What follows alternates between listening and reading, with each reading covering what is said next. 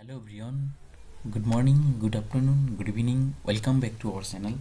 আজি আপোনালোকৰ সন্মুখত 28/2/2021 তাৰিখে হ'বলগীয়া আসাম স্পেচিয়েল টেটৰ নটিফিকেশ্যনটোৰ বিষয়ে কিছু কথা আলোচনা কৰিম। বলক আমি ভিডিঅ'টো আৰম্ভ কৰোঁ। Advertisement on special teacher eligibility test for lower primary to be conducted only for contractual employees engaged by SSA and having valid professional qualification. আহক আমি চাই লওঁ আসাম স্পেচিয়েল টেটৰ কাৰণে কি কি যোগ্যতা লাগে। অপশ্যন এত কৈছে candidate must be a permanent resident of Assam, প্ৰাৰ্থীগৰাকী অসমৰ স্থায়ী বাসিন্দা হ'ব লাগিব। অপশ্যন বিত কৈছে candidate who had of are presently working under various intervention services, যিবিলাক প্ৰাৰ্থীয়ে সৰ্বশিক্ষাৰ আণ্ডাৰত কাম কৰিছিলে বা বৰ্তমানলৈকে কাম কৰি আছে, আৰু who are issued unique ID from the district and having minimum academic and professional qualification as follows. আৰু তলত দিয়া ধৰণৰ যিবিলাকৰ কোৱালিফিকেশ্যন আছে তেওঁলোকেহে এপ্লাই কৰিব পাৰিব। Minimum qualification for appearing in lower primary TET class 1 to 5। নিম্নতম যোগ্যতা কি কি লাগিব লোৱাৰ প্ৰাইমেৰীৰ ক্লাছ 1ৰ পৰা 5লৈকে হোৱা টেটটোৰ কাৰণে, আসাম স্পেচিয়েল টেটৰ কাৰণে নিম্নতম যোগ্যতা কি কি লাগিব আহক আমি এইফালৰ পৰা চাই লওঁ। It কৈছে senior secondary or its equivalent with at least 50% marks and 2-year diploma in elementary education। Higher secondary pass হ'ব লাগিব বা ইয়াৰ সমপৰ্যায়ৰ কোনো ডিগ্ৰী থাকিলেই হ'ব, আৰু 2 বছৰৰ ডিএলএড লাগিব, অথবা ছিনিয়ৰ ছেকেণ্ডাৰী 50% মাৰ্কছ সহ 4-year বিএলএড লাগিব, অথবা ছিনিয়ৰ ছেকেণ্ডাৰী পাছ হ'ব লাগিব লগতে শিক্ষাৰ ক্ষেত্ৰত 2 বছৰৰ ডিপ্ল'মা হ'ব লাগিব, অথবা গ্ৰেজুৱেশ্যন পাছ কৰিলেই হ'ব আৰু 2 বছৰৰ এলিমেণ্টাৰী এডুকেশ্যনৰ ডিপ্ল'মা থাকিলেই হ'ব,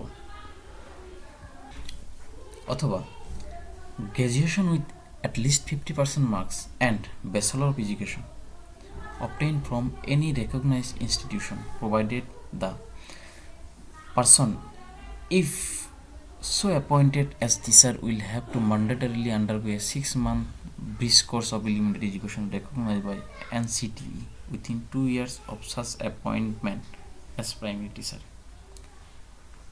গ্ৰেজুৱেশ্যন লাগিব অথবা বিএড লাগিব, আৰু তেনেধৰণৰ কেণ্ডিডেটৰ ক্ষেত্ৰত টেট কোৱালিফাই কৰাৰ পিছত 6 মহীয়া এটা ব্ৰিজ কোৰ্চ কৰিব লাগিব ডিপ্ল'মা ইন এলিমেণ্টাৰী এডুকেশ্যনৰ ওপৰত।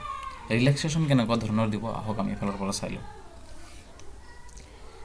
5% ৰিলেক্সেশ্যন দিয়া হ'ব candidate belonging to SC, ST, OBC, MOBC, যিবিলাক কেণ্ডিডেট আছে সেইবিলাকে যদি টেটত এপিয়াৰ হয় সেইসকলৰ কাৰণে 5% ৰিলেক্সেশ্যন দিয়া হ'ব।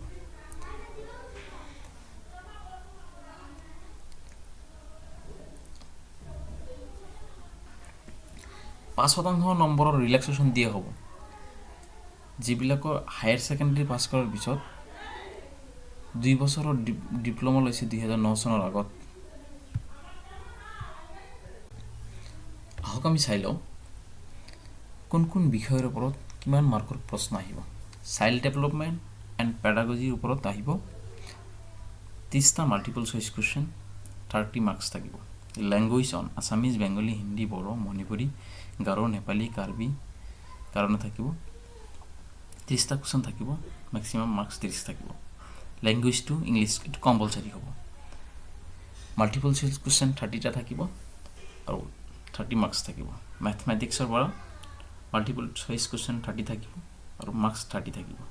এনভাইৰনমেণ্টেল ষ্টাডিজৰ পৰা 30 মাল্টিপল চইচ কুৱেশ্যন থাকিব আৰু 30 মাৰ্কছ থাকিব। All questions will be multiple choice question type. Each question will carry 1 mark. প্ৰতিটো কুৱেশ্যন মাল্টিপল চইচ হ'ব আৰু প্ৰতিটো কুৱেশ্যনে 1 মাৰ্ক থাকিব। 3ত কৈছে duration of examination 2.5 hours, 150 minute হ'ব এক্সামিনেশ্যনটো। Paper an additional 20 minutes time per hour will be দিয়াৰ ফৰ ভিজুৱেল এম্পেয়াৰ্ড কেণ্ডিডেট। আহক আমি চাই লওঁ এই স্পেচিয়েল টেটখনত মিনিমাম কিমান মাৰ্কছ পালে কোৱালিফাই হ'ব পাৰে A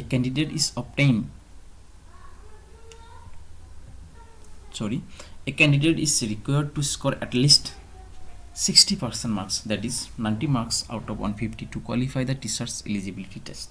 However, for SC, ST, Hills, ST Plain, OBC, MOBC, PWD, there will be relaxation of 5%. Thus, for this candidate, qualifying score will be 55% of marks, that is 83 out of 150. ইয়াত কৈছে general কেণ্ডিডেটৰ কাৰণে 150ৰ ভিতৰত 90 পাব লাগিব অৰ্থাৎ 60%, আৰু reserve কেটেগৰীবিলাকৰ কাৰণে 5% relaxation থাকিব অৰ্থাৎ 150ৰ ভিতৰত 83 পাব লাগিব। আহক আমি চাই লওঁ লেংগুৱেজ অনত কি থাকিব। Candidate has to choose one language as language one from the languages mention below. তলত উল্লেখিত লেংগুৱেজবিলাকৰ পৰা যিকোনো এটা লেংগুৱেজ চিলেক্ট কৰিব লাগিব। আছামিজ, বেংগলী, হিন্দী, বড়ো, মণিপুৰী, গাৰো, নেপালী, কাৰ্বি, মৰাৰ পৰা যিকোনো এটা লেংগুৱেজ চিলেক্ট কৰিব লাগিব প্ৰাৰ্থীসকলে। ইয়াত কোনো ধৰণৰ নেগেটিভ মাৰ্কিং নাথাকিব। কুৱেশ্যন পেপাৰৰ মিডিয়ামটো আছামিজ, বেংগলী, বড়ো, হিন্দী, ইংলিছ আদিত। আৰু এইটোৰ কাৰণে যিটো চিলেবাছ হ'ব অসমত 2019ত হৈ যোৱা জেনেৰেল টেটৰ চিলেবাছৰ লগত একেই থাকিব। ডিষ্ট্ৰিক্ট চেণ্টাৰ অফ এক্সামিনেশ্যন, কেণ্ডিডেটে তলত দিয়া ডিষ্ট্ৰিক্টবিলাকৰ যিকোনো এখন ডিষ্ট্ৰিক্ট চিলেক্ট কৰিব লাগিব অনলাইন এপ্লিকেশ্যন ছাবমিট কৰাৰ সময়ত। Time schedule for special TET 2020 আছামৰ কাৰণে। Activity opening of receipt of online application. Online এপ্লিকেশ্যনটো 1 জানুৱাৰী মাহৰ 20 তাৰিখৰ পৰা আৰম্ভ হ'ব। Last date of receipt online application receive কৰাৰ অন্তিম তাৰিখটো হ'ল জানুৱাৰী মাহৰ 31 তাৰিখ 2021। এডমিট কাৰ্ডটো ইছ্যু হ'ব 10 তাৰিখ 2 মাহ 2021 পৰা, আৰু এক্সাম ডেটটো হ'ল 28/2/2021। ইয়াত এটা কথা কৈছে, the date of examination may be reschedule in case of any unavoidable circumstances. আহক আমি চাই লওঁ এপ্লিকেশ্যন ফিজ কিমান লাগিব অনলাইন এপ্লাই কৰাৰ সময়ত। জেনেৰেল কেটেগৰীৰ কাৰণে 500 টকা লাগিব। SC, ST প্লেনৰ কাৰণে, ST হিলছৰ কাৰণে, OBC, MOBC, PWD, PHৰ কাৰণে লাগিব 300 টকা। Steps of online submission. So' ইয়াৰ কাৰণে আপোনালোকে অফিচিয়েল ৱেবছাইট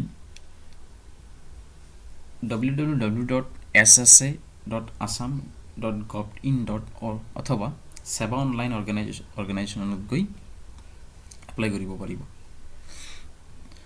চ' আছাম স্পেচিয়েল টেটৰ বিষয়ে অহা নটিফিকেশ্যনখন থুলমূলকৈ আমি আপোনালোকৰ সন্মুখত আলোচনা কৰি দিলোঁ। আৰু ভিডিঅ'টো চাই ভাল লাগিলে লাইক, শ্বেয়াৰ, কমেণ্ট কৰিবলৈ নাপাহৰিব। আৰু ভিডিঅ'টোৰ কাষত থকা ৰঙা ৰঙৰ